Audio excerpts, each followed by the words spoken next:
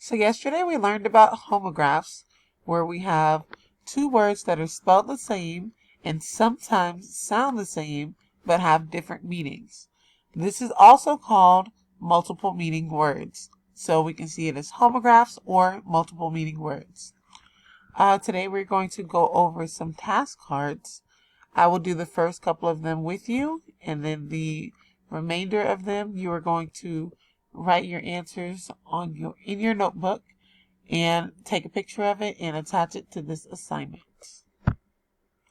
Number 1, when the cat wants inside, he will paw at the door. Is that A, an animal's foot, or B, to scratch or hit? Well, using our context clues, if he is pawing at the door, and they're talking about a door, then it is not going to be the animal's foot. It would be to scratch or hit. Number 2, the campers made a fire to cook their hot dogs. So is that A, burning to produce heat, light, and flames, or B, to tell someone they lost a job? So again, using your context clues, the clues around the word, we know that they're not talking about a job. They're talking about eating hot dogs, or cooking hot dogs.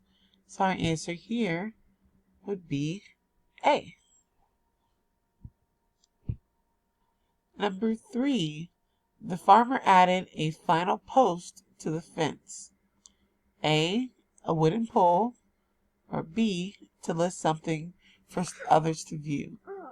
So we know that using our context clues, a fence is usually made out of wood. So our answer would be A wooden pole. So the rest of these you are going to do on your own.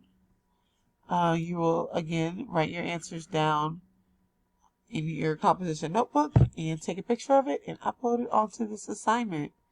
If you have any questions or are not sure how to do that, please make sure you send me a message.